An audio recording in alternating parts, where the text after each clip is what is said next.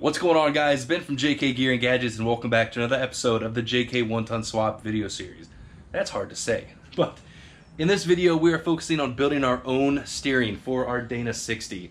This video is going to translate over to a lot of other Jeeps, a lot of other axles, and other projects where you'd want to build your own steering. So let's go ahead and talk about it. Last video I did, we finished up the gears and lockers on the front axle, and as you can tell, pretty much got everything else reassembled. Threw the axle shafts in, put our knuckles on, put our unit bearing and the power stop rotors back on. Ended up going with the power stop kit for the front and rear. We'll talk about that later. Junkyard axles, I needed new stuff.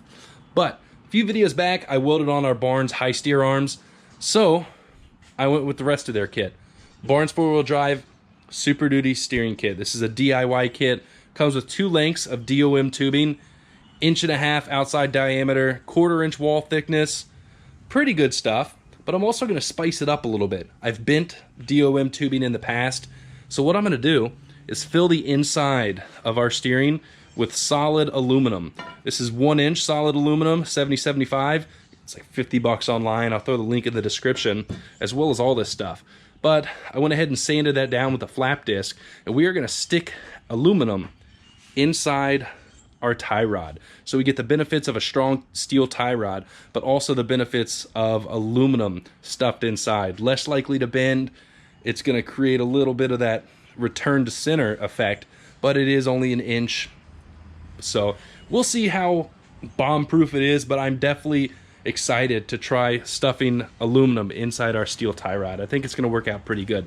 But back to the kit. $315. We get both lengths of DOM tubing. We get assorted Hine joints, 7/8 Hine joints with a 7/8 inch bore for a drag link, high misalignment spacers for that, 7/8 inch Hine joints with a 3/4 inch bore, so we can run standard misalignment spacers for our tie rod, so we don't get a bunch of that tie rod flop. The kit does not come with any hardware, so you're gonna have to go to your local hardware store and pick up some grade 8 bolts. In my case, I'm using 3/4 inch bolts. The length is going to vary depending on how you're setting this up. So if you have a Tractor Supply around you, I'd recommend going to Tractor Supply because you can buy grade 8 bolts and nuts by the pound. A lot cheaper than going to like Ace or Home Depot. I don't even think Home Depot sells 3/4 inch bolts. But this is the kit. It's going to be a pretty simple install going onto our axle. What I'd recommend doing is getting to this point where everything else is buttoned up so we can take some of our alignment readings and make sure we build our steering to the correct specs. So that's enough talking, guys. Let's go ahead and dive on into the install. I'm excited to do this, and I am excited to get these axles under the Jeep. Let's do it. Before we start building this kit, let me show you how it's designed to work. Normally with these high steer arms, you'd have your drag link mounted right here and your tie rod mounted right here. In my case, with a lot of flex and a lot of turning radius, I think the drag link and tie rod, the actual tubing, might come in contact with each other. So what I'm going to do is mount the tie rod underneath our high steer arm. Still going to have a ton of clearance. It's higher than stock, but it'll give us a little more flex, a little more room, and allow us to later on mount a hydraulic ram onto our tie rod a lot easier. In order to do that, we're going to have to get a little spacer. Got this from Tractor Supply. Ace also has it. It's 2 inches long with an inside diameter of 3/4 inch. It's going to slide right in there. We're going to grab our new grade 8 bolt. In my case, I'm going with a 6 inch. Throw that through. Grab our standard misalignment spacer, our Hine joint, another standard misalignment spacer, and then go ahead and put the nut on. We don't have to tighten this down yet. We just want this to mock up just like that. So with this tie rod mounted under the high steer arm, our drag link is going to go right here. And as you can tell, I like that distance a lot better. We're going to have a lot of room for flex, and it's going to make mounting a hydraulic ram a lot easier. I'm going to go ahead and mock the other side up just like this.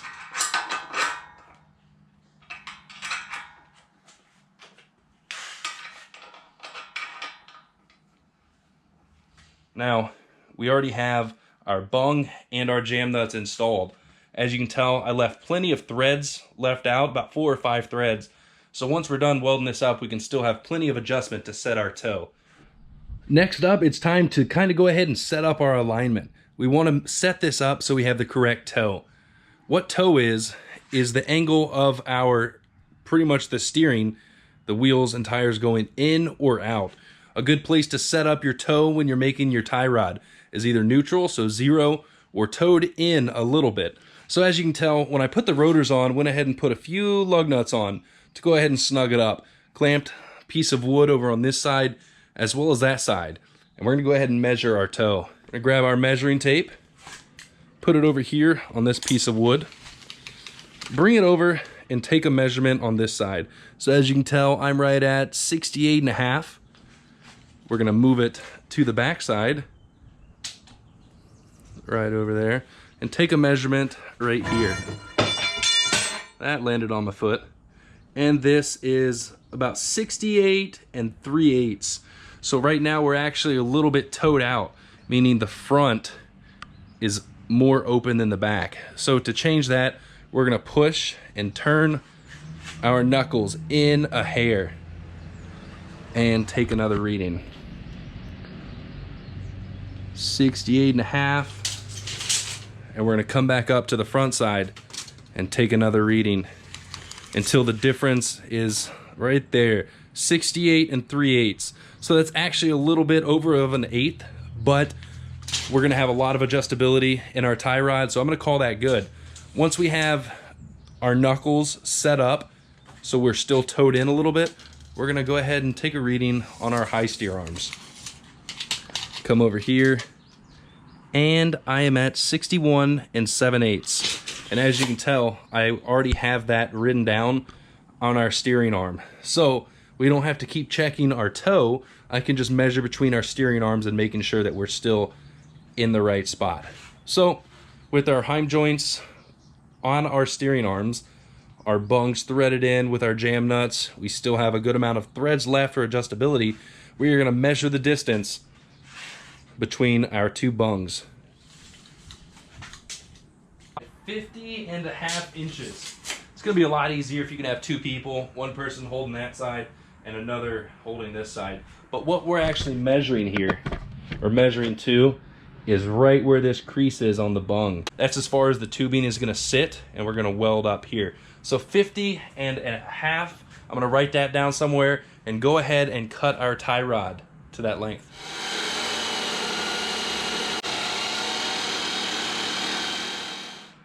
With our tie rod cut, we can go ahead and put it in place, mock everything up, measure our angles again, and make sure everything's still good. In my case, I'm pretty good. I am a little bit off. You can tell right there, but that is no big deal. Like I said, we have a lot of adjustability here on these Hine joints.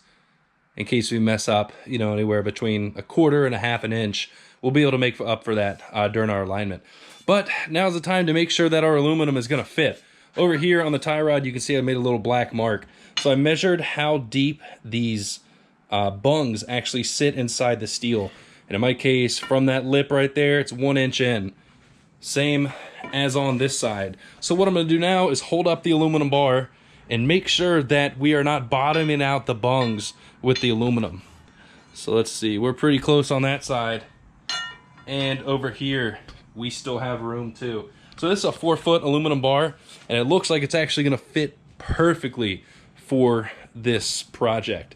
One thing you really wanna make sure though, is that when we tap in our aluminum, that it's not sitting too close to the edge where it's actually bottoming out the bung and not stopping any alignment process. So in my case, 4 foot will work. We're gonna go ahead and pull off our tie rod and stick this aluminum bar in there. I really had to sand this down, because you got to think the inside diameter of this is 1 inch roughly, and the outside diameter of this is 1 inch as well. So we have to take this down about 2 or 3 thousandths all the way down. Definitely don't do this in your garage. Metal shavings get everywhere. Aluminum flies like crazy. Don't use a grinder, like an actual grinding wheel. Use a flap disc, like the sandpaper type. And it should be a pretty quick process. Just run up and down it all the way around until you can slide it inside your tie rod nice and easily. Don't try heating up your tie rod and freezing this. It will not work. You're gonna have to sand it down. So I'm gonna pop this off, slide the aluminum in, and then we're gonna tack it up. Make sure our aluminum's sanded down enough, and it should slide in pretty easily. Might have to twist it, and we might have to hit it in that last little bit. But you don't want to get to the point where you're only halfway through and it starts getting stuck. That's no good. At this point, flip it over, and beat it in. Might just be able to push it. Yeah. We are in. We're gonna flip it over and tap it the rest of the way down.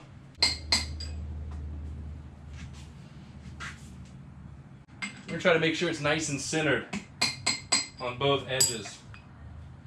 So far, I'm liking how it's looking. It's gonna be really cool to see how this inside sleeve with aluminum does. I'm pretty excited about it. Doesn't add much weight at all, only like 4 pounds. So it's gonna make it a lot beefier, hopefully a lot stronger. But I'm happy with that. Go ahead and mock it back up. With the aluminum inside, before we tack it in place, we are gonna double check our measurement on the high steer arms. So like I said, I wrote down mine, 61 7/8. I'm still there, we're good to go. Before we tack this in place, we are gonna bevel the edge of our DOM. So you see how the bung is beveled in? We're gonna do the same thing with a grinder on this side. Maybe not as far out, but at least a little bevel so we have more area to weld to. So we're gonna have to pop this off once again, bevel those edges, reinstall it, check again, and then put a few tack welds on each side of our tie rod. Now that we have our DOM tubing kind of ground down to an angle, as you can tell, that's a nice channel we're gonna be able to weld in. Before we go ahead and tack this together, we're gonna double check and triple check both our toe and the markings that we made on our high steer arms to make sure everything is set. We're also gonna make sure that we have enough threads on our Hine joint for adjustments later on. But at this point, we are good to go ahead and tack up our steering.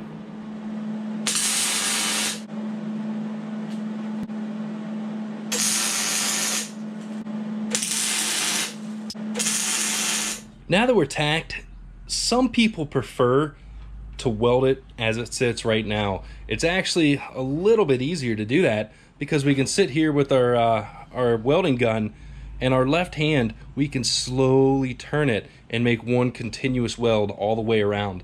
However, welding this close to the threads, if you get a little bit of spatter and booger up a thread, it's kind of an expensive mistake. So what I like to do is pull the steering off, put it in a vise, and we're gonna weld it on our workbench. However, if you're comfortable with wrapping a rag or something else around your threads, you could always weld it right here and have one full continuous weld. It looks a little bit better that way.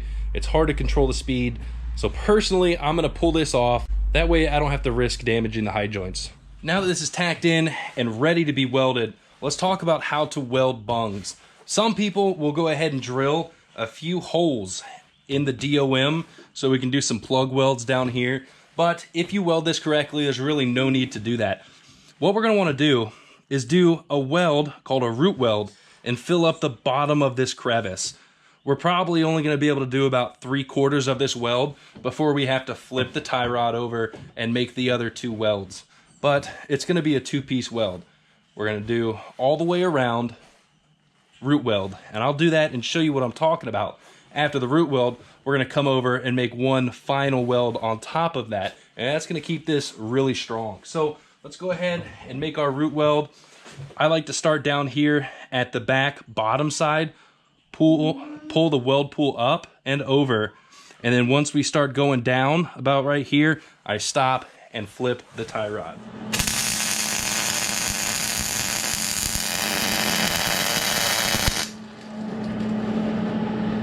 So as you can tell right there, I actually didn't do as much as I planned on doing, but I wanted to show you guys how it doesn't totally fill this gap, and that's good. That's our root pass. So we're gonna flip it over and continue doing this until it's welded all the way around.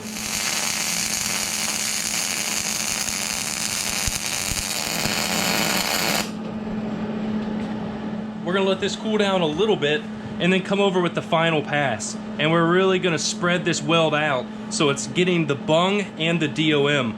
And that's gonna be our nice top weld. And that's about it, guys. Try to do as big of a section as you can without making your weld sloppy, but it's really not too much to it, but we are gonna weld it in 2 segments.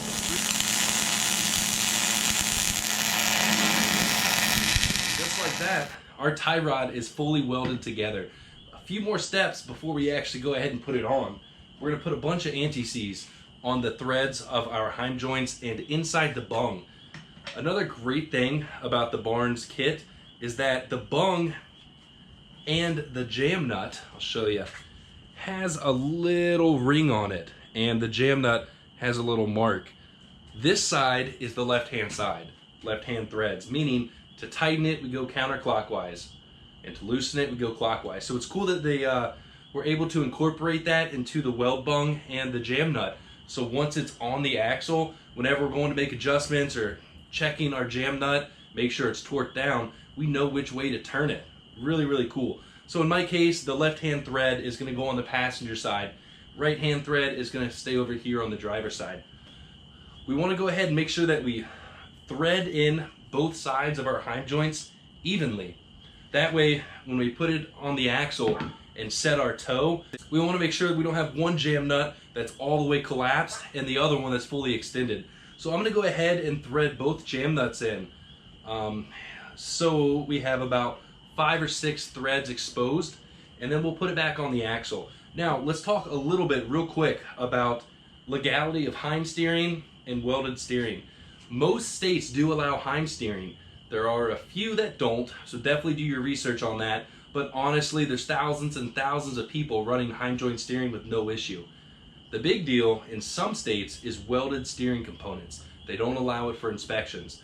In that case, I'm not going to say to do this, but I am going to say to do it. What I would personally do, if I lived in one of those states, is grind down this weld nice and flush, paint it so you don't see the welds, and in what I would call it, I would say it's tapped. So, I mean, technically, the metal is one now, and it's tapped. But that's just me. Make sure you want to do that. But yeah, there's thousands and thousands of people running Hine joint steering without any issues at all. So we're going to go ahead and thread both these Hine joints in evenly, put it on the axle, set our toe back to where it should be, and then we're going to come over here and work on the drag link. It's time to work on our drag link. Like I already mentioned, we can't do both sides since we don't know how long to make it. But we can go ahead and weld one side together. I went ahead and beveled the edge of our tubing, and I have our bung, jam nut, and Hine ready to go. One thing I really like to do is match the sides. So this side, as you can tell, we have the dot there and the line. This means it's the left-hand thread side. This is also the left-hand thread, as you can tell on the bung and the little dot on the jam nut. That way, when this is in here, we know both of these are left-hand threads. Makes it really easy to adjust our drag link and our tie rod. You don't want to have a left-hand thread down here and then a right-hand thread up on your drag link. So we're going to go ahead and weld this side together, install here, and then once this is under the Jeep is when we'll measure for our Pitman arm and do the same thing. Bolt the Hine joint up to our Pitman arm, measure the length, cut our tubing, and weld this side on. But sadly, there's no way to do that until this is actually under the Jeep. So we'll have to wait for that, but pretty simple. Now the drag link, it does not really need to have aluminum inside. Drag link's out of harm's way. The 1.5 inch with quarter wall tubing is going to be plenty strong, especially you know, for a drag link. That's more than enough. There's no need to fill that with aluminum. I really just wanted to do that for the tie rod. As you can tell, it sits up a lot, even though it is mounted underneath our high steer arms. That is still nice and high, out of harm's way. But we're going to do the drag link the exact same way we've been doing the tie rod. We're going to remove our Hine joint, and we are going to weld the bung right to our DOM tubing. Now that we have one side of the drag link welded in, we can go ahead and paint it and install it on our axle. So just like last time, we put the jam nut and Hine joint in, and on this side, it actually uses the high misalignment spacers. Put our bolt through, and voila, we have our steering. I still need to get a shorter bolt, tighten this all up, but I still have to pull this off and repaint it for a second time, put another coat on. I only got one coat on just for the video here. But as you guys can tell, that's it. There's really there's nothing that crazy about it. But let me show you what I was talking about. So, yeah, what's up? Just want to say hi. I gotta tell everybody what's up. Trying to show them what I was talking about now. So for example, if we had this tie rod mounted a little bit higher, you could see where the possible interference could be during a lot of articulation. When the axle comes up or the frame goes down, they might hit. So that's why I mounted that a little bit lower. In the future, once this is under the Jeep and we have some trail time behind it, I can try to move this up here and see if we have any interferences. But for now, I'm gonna mount it down here, and it's honestly gonna be the same spec if it's mounted below or on top. I just didn't wanna run into any issues. One thing I will notice, or I will say that I did notice, is that when I drilled this hole down here for our high steer arms, is I drilled that thing sideways like crazy. I am very disappointed in myself. Luckily, it doesn't really matter too much because we have the misalignment spacers down here. So the Hine joint still has a lot of room to move around. But definitely make sure you're drilling this straight up and down, guys. And when you weld it in place, double check it. I'm really, really disappointed in myself for doing that. But there's nothing I can do now. It's not that big of a deal. Everything's still going to work fine. And one thing I will say also is that when you're welding this all together, the high steer arms, go ahead and get some of these 2-inch spacers. That way you know your distance is correct. Luckily, mine went in pretty good, no problems. But if for some reason, you know, you didn't jig it up right and this was too small, it'd be hard to fit your misalignment spacers in there, especially for this side over here. They fit pretty good. If you do run into that issue, you just grab a grinder and grind a little bit of that that spacer away so it fits in perfectly fine. If it's too big, the gap will close when you tighten your bolt down. So that's it. I'm ecstatic about this. Really, really simple to put together. I would recommend doing the aluminum. I mean, honestly, I don't even know. It might be pointless, or it might, you know, if I hit the tie rod right there, it might help prevent bending or bend it back a little bit. But there's no way to know that until I actually hit the trails and actually hit a rock with this. But there's only one time you can do that, and it's before you weld the bungs. Once you weld these bungs shut, there's no putting aluminum in there.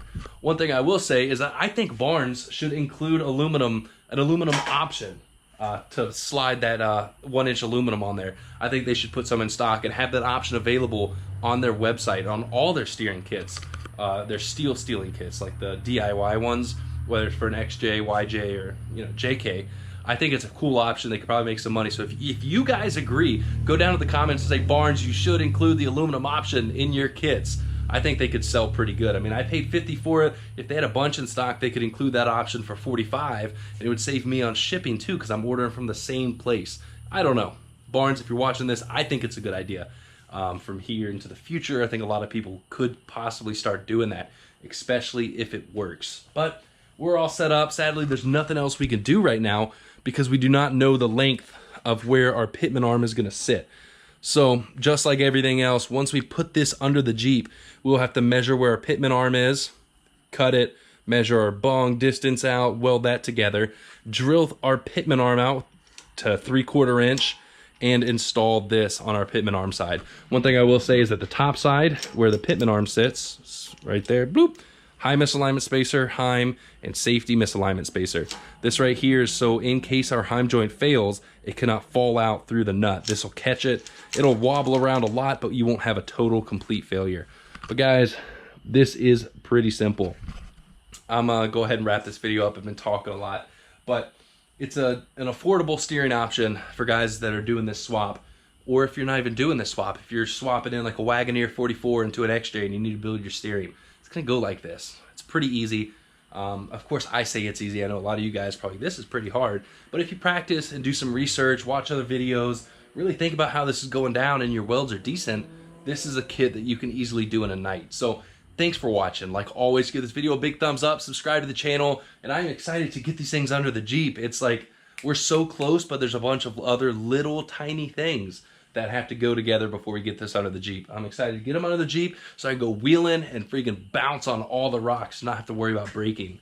And honestly, I'm excited to make other videos unrelated to the 1-ton swap. So thanks for watching, guys. Like always, go down in the comments, let me know what you thought of the video. And like always, stay tuned until next time. Peace. One last thing I forgot to mention. Just like our Pitman arm safety washer, since we're mounting this in single shear now, if this fails, it could possibly drop out through this bolt. So put a big spacer underneath on the bottom. So if it fails, it won't drop all the way out. Thanks for watching.